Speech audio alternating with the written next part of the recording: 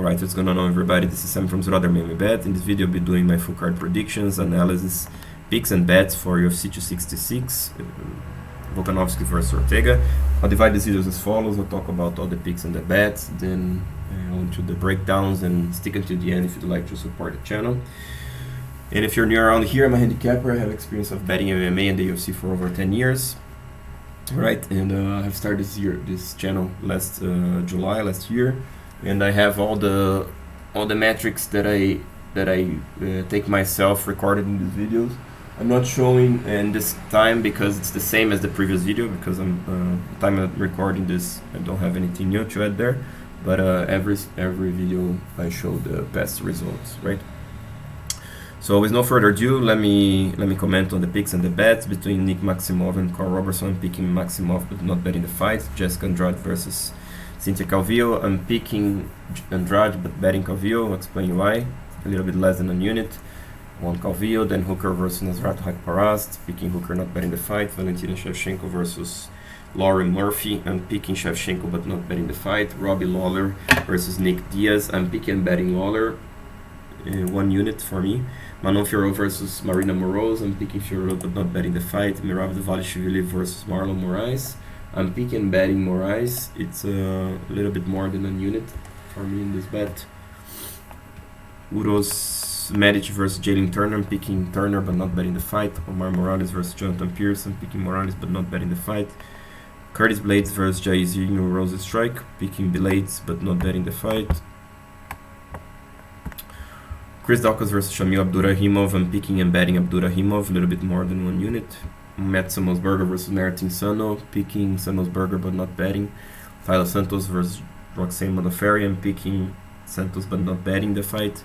And Volkanovski versus Ortega. I'm picking and betting Volkanovski. Alright, so let me know how you are picking and betting this card. If you like my picks and my bets, let me know in the comments. Okay.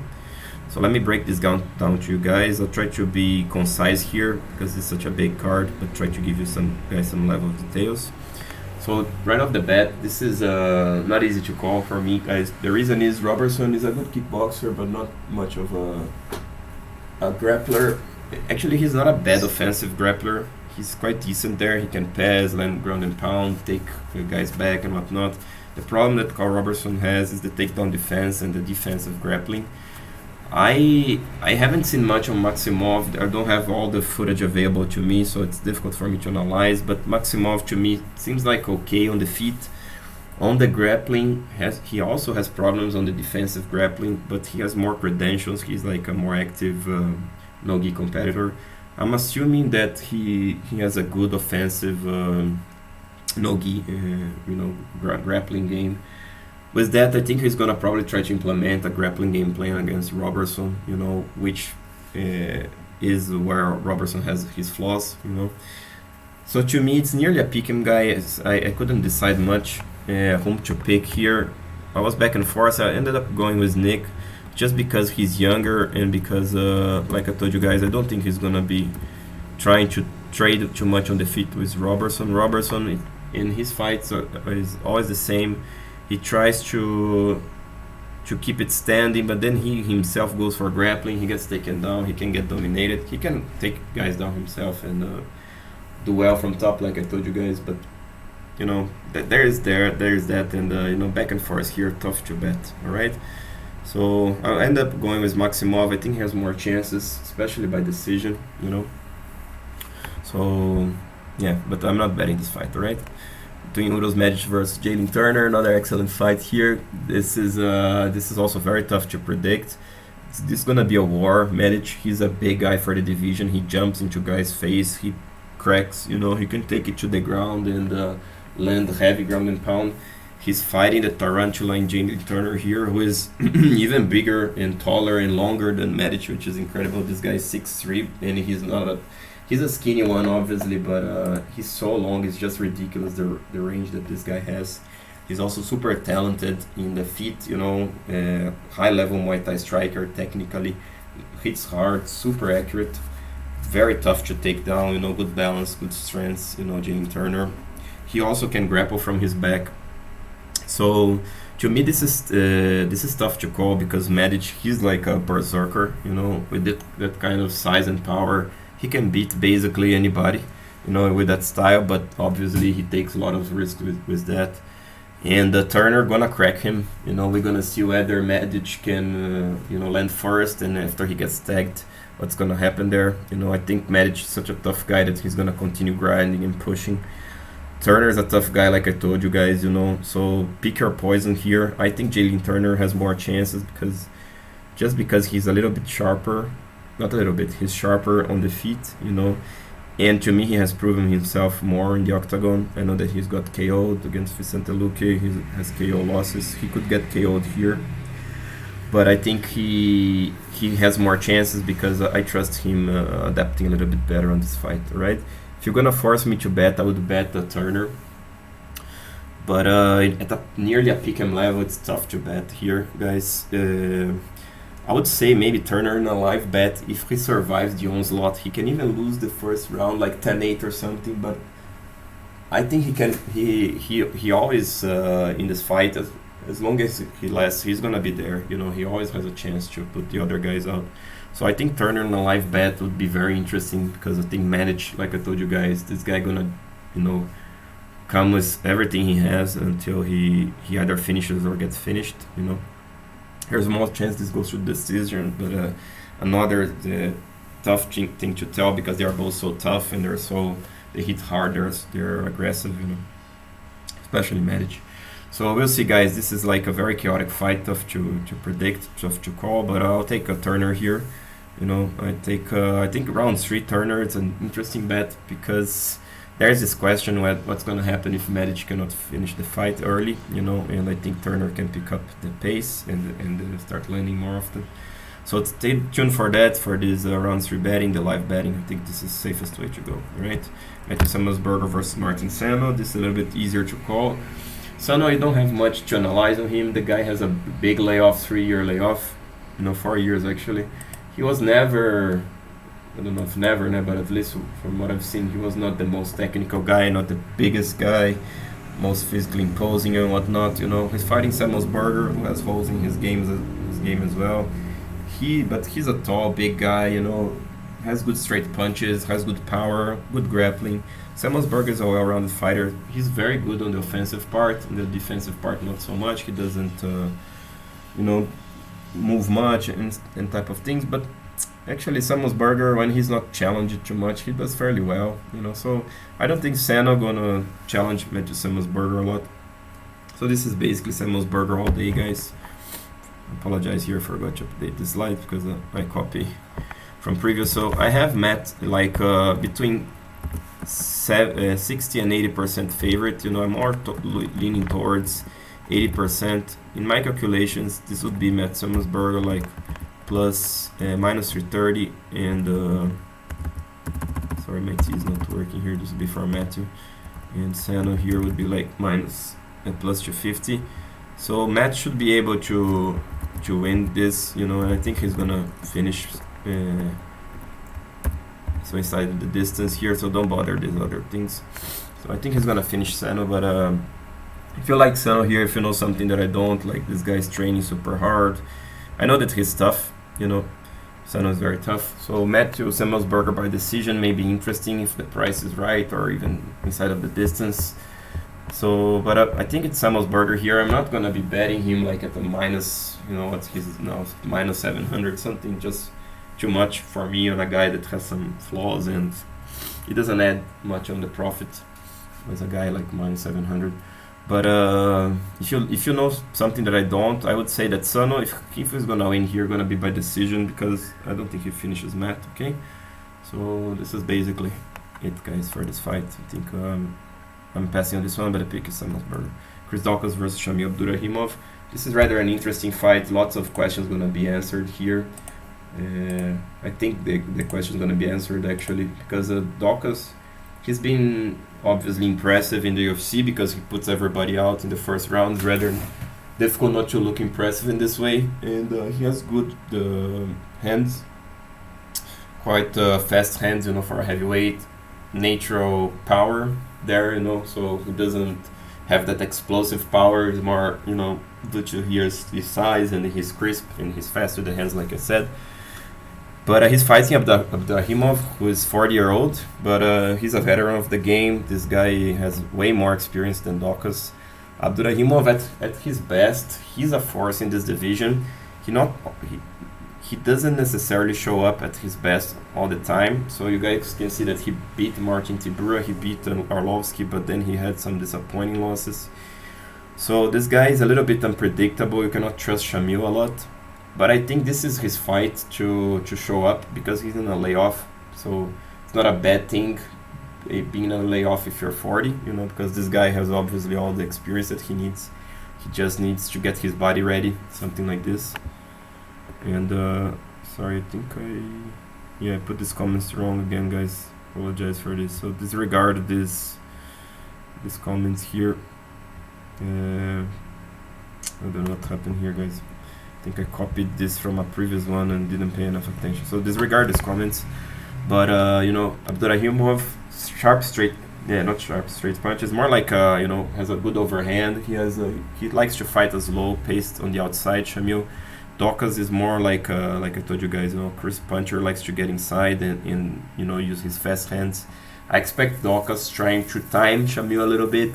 Shamil is not the most aggressive guy, so gonna be interesting to see Daukaus taking the front foot. Shamil trying to land an overhand and shooting on him. I give a little bit more chances to Abdurakhimov because Daukaus not super long, he's like a good crisp puncher, like I said, but it's not like he has super straight punches that he can pick Shamil apart with a jab as a 1-2 and get out of the way. He's more like gonna try to land and keep trading there. I think Shamil times the overhand, take him down. And Shamil from top, he's gonna start wearing on Chris. Chris, to me, he's not the most athletic guy, not the strongest guy, so it's nearly a pick him, guys. I'm going with Shamil. I'm gonna be favoring more the experience here. And definitely Shamil by decision because Chris is tough. I don't think it's gonna be easy to finish this guy. But and Shamil is tough himself, so I don't think it's likely that they finish each other. I think like 60% this goes the distance. But to me, Shamil here as a plus 150 dog, the value is there, and I think he's gonna win this fight and surprise lots of people. All right, Taila Santos versus Roxanne Modafferi. This is another fight, interesting one, not that difficult to predict. Roxy, not the strongest girl, most athletic. She's the one that tries to basically push forward with the 1-2, get inside, and then she starts shooting, trying to grapple, which is a good style for her. She's a legit grappler. On a pure BJJ match, she's the better grappler of the two, but since we have strikes involved and it's MMA, Taila Santos proved her takedown defense pretty solid. This girl is so strong and athletic. She's lean, she has great cardio, she has a massive experience, she's a good grappler, good striker. So this is basically Taila Santos' fight. The odds show that she's gonna probably be able to land heavier on Modafferi when Modafferi tries to close the gap. Modafferi gonna shoot. She's a good wrestler, but Taila Santos has enough takedown defense to stop that reversal position, land from top, keep top position. So it's a tough fight for Roxy, but in terms of a bet, guys, I don't know. I think Taila Santos at minus 500. The price is pretty right, but I think it's a little bit tough. You can parlay Santos. I don't blame you for doing that. I'm not going to be doing that myself, but the value is pretty right there. There is a small chance that Roxy going to be able to wear on Santos. Santos comes off with the cardio. Roxy is able to take top position, hold Santos down. So there is a small chance for that, but rather than that, this is Santos' fight to win. She's way better athlete, and has way better striking, But like I told you guys, I think the price is right, and I don't see much value to bet any of these girls, basically. Marlon Moraes versus Jonathan Pearce. Another good fight. Morales is a veteran of the game. This guy, he doesn't have that many fights, but he fights like a veteran. He doesn't make many mistakes. He's more like a aggressive fighter that likes to get into guys' face and throw bombs, you know. But he's developed a technical style. He has a good one too. He can, you know, fake and feint, slip the counters, keep coming, you know, keep touching guys until he finds the opening, starts cracking. This guy is an experienced fighter, you know. Also good takedown defense, tough to hold down. Like I told you guys, not many mistakes anywhere. But he's more like you know, a kickboxer. Morales doesn't use much clinching or much game. Just give me much grappling. Just give me a second here, guys. Alright, sorry guys, I had to have a long pause here. Don't quite remember where I was at, but yeah, maybe circling back a little bit with Omar and Jonathan Pearce. I expect that Omar, you know, is able to stuff those takedowns and keep putting the pressure on the feet. I think he's not definitely. They're quite similar in terms of strengths, but I think Omar is a little bit stronger and he's a little bit better on the feet. He has proven himself more, at least, you know.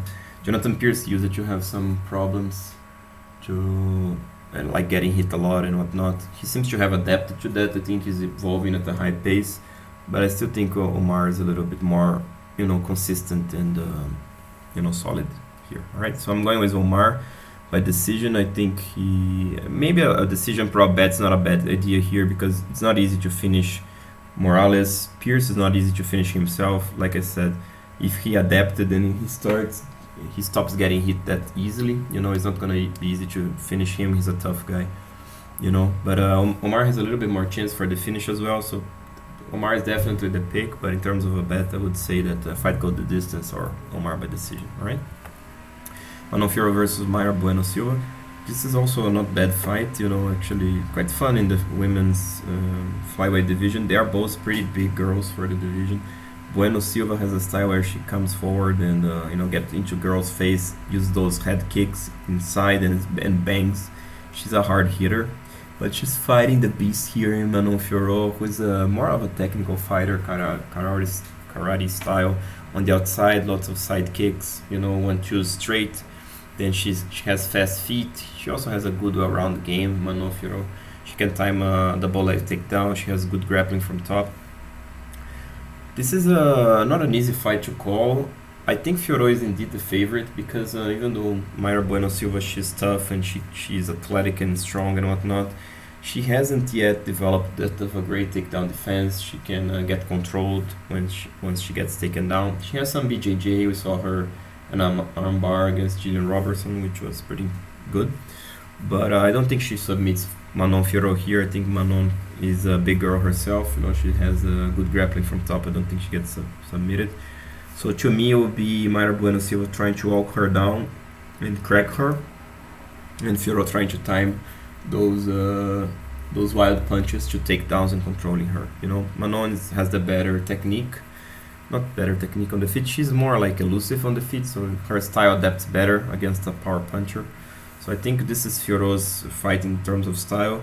But Mayra BUeno Silva is not impossible that she wins this fight because she's tough, she hits hard, and if she can sprawl and keep coming, she definitely has a chance. But I think given what they proved and what they showed in their outings, I think Manon Fiorot is a decent favorite here, but I'm not going to be betting this one, right? Maybe fight go the distance, but I think this line is going to be expensive, so I think I'm going to be a total pass for me. Merab Dvalishvili versus Marlon Moraes. This is an interesting one, guys. Merab, everybody knows about this guy's physical strengths and his wrestling game. This guy pushes hard, you know, and he's a good wrestler, you know. It's not like he's an elite type of wrestler in terms of technique, but that pace is just insane. You know, he's also pretty strong, you know. He has a big head, so this guy is tough and it's very difficult to finish him. Marlon Moraes is a very talented guy. Guys, he's a former champion in the World Series of Fighting, right? Promotions that is finished, doesn't exist anymore. But this guy is so tough, you know. He's very experienced. He can do everything, you know. He hits fairly hard. He has good kicks, good calf kicks, good straight shots, good hooks. He has good wrestling. He has good BJJ. This guy is very complete. The problem that Marlon Moraes has, and this has been exposed in the last couple of fights, is his resistance. You know, his chin and his. I would say that his cardio. You know, I think he trains hard, but he's not like since he's so muscular, he has I think some problems with his cardio because of that. You know, so he can slow down a little bit, which concerns me here. But he's definitely the better fighter here, guys. This guy can do everything, Moraes, you know. And he hits hard, like I told you guys. He has a KO win over Aljamain Sterling, right? Which is, you know, people don't see Aljamain much of a champion, but either way, Aljamain is he's a solid fighter. He's a tough guy, and Marlon finished him. You know, of course, it was kind of a lucky kick, you know, etc. But that shows that he has power and he has good wins over many guys. Rafael Sansão, you know, has fought tough guys, you know. So this guy is complete, like I told you guys. I think Merab gonna try to impose the wrestling. Marlon has the takedown defense, has good training partners to mimic. Dvalishvili, I think he stuffs most of the takedowns. He has a nasty guillotine, Moraes. So I think he gets taken down, but he's gonna probably be able to get back up. He could even finish Dvalishvili via guillotine or something. I don't think much likely, but there's a chance. So I think Moraes gets back up, and it's on the feet. On the feet, I am definitely favoring Moraes, despite the chin, you know. So the question here is, can Merab keep pushing, you know, getting hit and keep grinding? Maybe he can, but I'm not that sure because Moraes hits hard, you know, and I think not gonna be fun for Merab just getting inside and start getting hit, like eating so many calf kicks, you know, straight shots and stuff type of things. So to me, this is basically a pick and fight. You know, could be Merab even cracking Moraes and putting him out. Not much chance, but could happen. So this, to me, it's a pick and fight, guys. And to me, the value is definitely on Moraes. You know, I'm confident with the bet. I may look fool if Merab dominates, you know, finishes Moraes, but I think most likely, actually 50-50 between Moraes being able to win this fight and Dvalishvili, okay? But the bet to me is on Moraes, and I'm also picking Moraes, okay? Then Hooker versus Nasrat, Haqparast, good fight here. You know, like Haqparast is a prospect. This guy hits hard. He's a tough guy. You know, he moves forward. He's there to put guys out. He's there for a war. You know, this guy's a warrior. I can tell the same about Dan Hooker, who's a big guy for the division. You know, it's incredible how this guy fought the featherweight before. It's just insane to me. He's so, like, he's tall, you know, like 6 feet tall and long, you know, for the division, 75 inches. This guy's like, no, he's a little bit thin, of course, you know, but he's like strong and fit, you know. So Dan Hooker has the edge here in terms of the size, the reach, the height. But he's fighting a warrior in Nasrat. Nasrat doesn't care about that. He's gonna try to get inside, to swing hard, to put Dan out, to out-wrestle Dan. He's gonna try everything, you know. Then Hooker, he has experience against tough guys, you know, has some losses. But he has experience, he has good control in the range, good jab, good 1-2s, dangerous with the knees up the middle, not bad calf kicks. He's also not a bad wrestler, not his forte, you know, but from the top, he's pretty good. He also can time a double leg. So it's kind of back and forth here. This could be anybody's fight, but I think Hooker, given the experience, given the height, the reach, you know, and he proven himself a little bit better, in my opinion as well. I think that Hooker is a little bit tougher than Nasrat, even though Nasrat is a warrior, you know, he's young and etc. So he has that. But Dan is also, you know, he's not old. He's in his prime himself, and he has the experience, and he's gonna bring it as well, you know. So I'm picking Hooker here. It's quite tough to bet. I was tempted to bet Hooker, but I would like to get him like minus 130 or something, as I'm putting here. I would bet Hooker at these lines, but as of now, I'm gonna pass. You know, Hooker by decision may be interesting because Nasrat is tough, you know, even though he could get finished, I think he's tough enough to survive. So Hooker by decision is probably what I'm gonna do. Or if people bet Nasrat, Hooker at minus 130, I would be interested in that as well, alright? But this is a great fight. So, Curtis Blaydes and Jairzinho Rozenstruik, you guys have here my previous style of analysis, because I did this one quite a while ago, then I just moved it to this one. So this is basically somewhat a grappler versus striker in terms of a matchup, even though Blaydes is pretty good on the striking I'm putting here. He has good jab, good 1-2s, hits fairly hard. Jairzinho Rozenstruik is a master in counter punching because he's so patient, and when he goes, he's dangerous and he cracks hard. So I'm giving the edge in Rozenstruik on the striking, especially when he's countering. But Blaydes is like the heavyweight Khabib, as people call him. This guy puts pressure on, dangerous from top, good wrestling, good control, good ground and pound. You know, he's super tough. Blaydes has been finished before, you know, and basically anybody can be finished by Lewis if they start getting hit. So there's this type of things that Blaydes has to take some risks with the wrestling. And Jairzinho Rozenstruik could, you know, land that uppercut and finish Blaydes himself, you know. I have Blaydes as like 60% here, minus 140 favorite by my calculations, because he's probably going to be able to out-wrestle Rozenstruik, but since Rozenstruik has so much power and he's so patient and he's very composed in there, he can stuff some takedowns, and once Blaydes closes the distance, start getting hit and cracked. I think Jairzinho has good chance for the TKO, you know, and Blaydes, he could finish Jairzinho himself via ground and pound or something.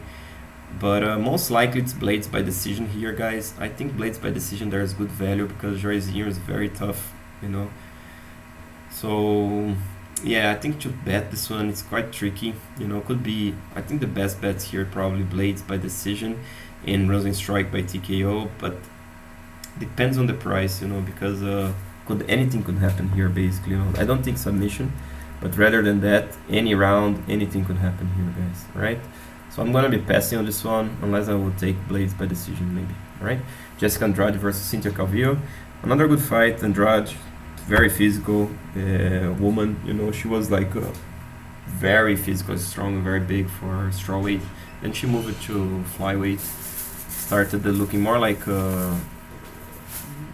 natural size, I can argue. But still, she's super physically strong, and she likes to get inside of girls, shoot, you know, slams girls down and keep hammering them. That's her style, that's her nickname in Brazilian, like a pile driver in Brazil, in Portuguese. So she's fighting Calvillo, who is not the biggest flyweight. Actually, I like it, Calvillo, as a strawweight. I don't know why she moved up, just because she missed weight once. I think she's a little bit too concerned with that.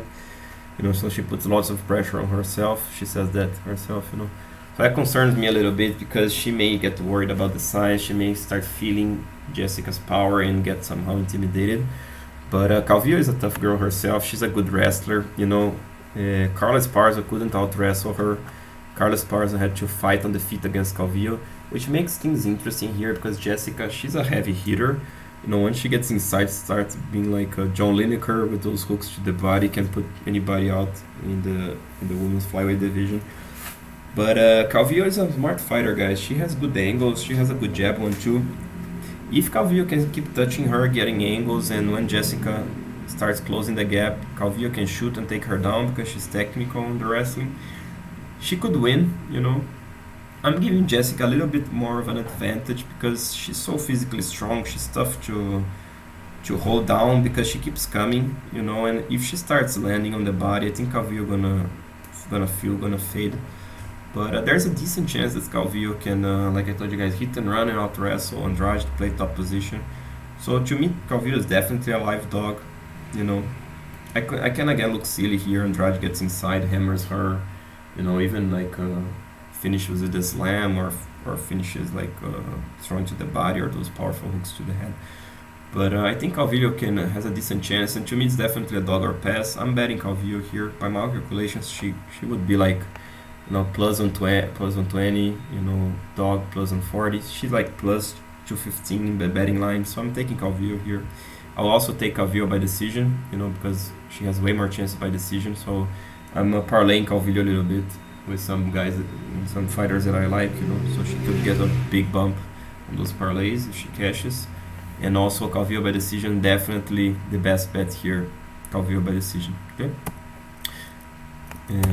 Robbie Lawler versus Nick Diaz. Think in the co-main event? No, not yet. So yeah, good fight here. Two veterans, two tough guys, you know, old school brawlers. Lawler, you know, tried to evolve throughout his career, but still pretty much of a brawler, getting inside, throwing those bursts with big power.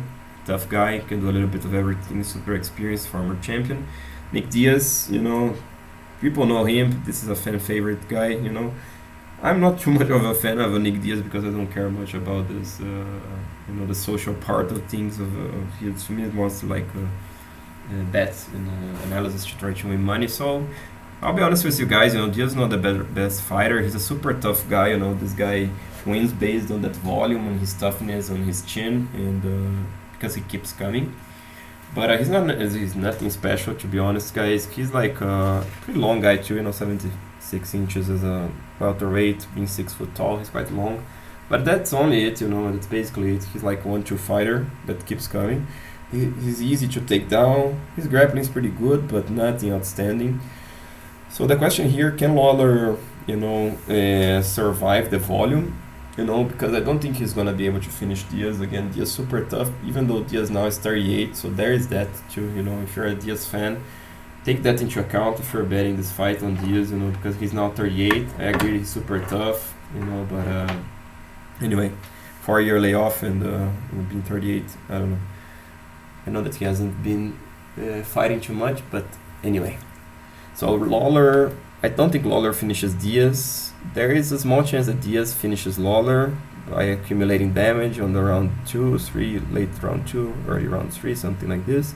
But I think we're going to see Lawler fighting smart. He's going to be able probably to use more kicks, because he kicks harder. I think he's going to be able to get into Diaz's face, land heavier, then get out.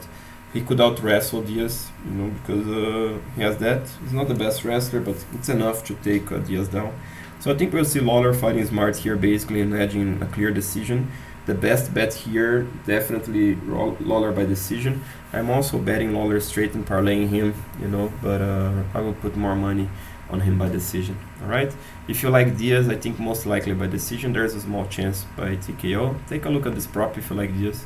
Diaz round 3 TKO. If you can find this betting line, this is maybe worth it. I may do it myself in case Diaz can start landing and Lawler doesn't figure out the way inside of the reach. Diaz has the height and the reach here. This is also a good factor for Diaz. Then Diaz by TKO round 3. Maybe Lawler starts getting caught and can't get out. He could get finished in the late rounds. Okay. Valentina Shevchenko versus Lauren Murphy. Pretty easy fight to call and to bet. To bet no, because the price is just ridiculous on Shevchenko. But Valentina, super fast, athletic, strong girl, can do everything. Elite Muay Thai. Good wrestling, good grappling, very little mistakes. Lauren Murphy, more like a physical girl, gets inside, more of a brawler, can shoot a double leg, get some top pressure. But Shevchenko's younger here, guys. She's way more technical on the feet, on the grappling. She has the edge too. She has the edge on the wrestling. So Valentina all day, basically. I think she wins by decision. This may be an interesting prop because maybe people expect that she finishes Murphy. Murphy's super tough.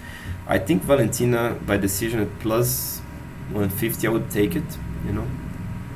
The only chance that Lauren Murphy has here, if she takes to the ground, she can control Shevchenko, which is not easy to do, right? Because it's gonna be difficult to get inside, gonna be difficult to out-wrestle Shevchenko, gonna be difficult to control Shevchenko, and she has to do it for minimum 3 rounds, to win decisively, which is very tough to do against Shevchenko. Okay, so Shevchenko all day basically, but at minus 1300, minus 1200, she is, I don't know, to me it's too much. She can, something crazy like, I don't know, Shevchenko lands a illegal blow or she gets injured, whatever, but there is of course not much chance of these things happening, but I don't know.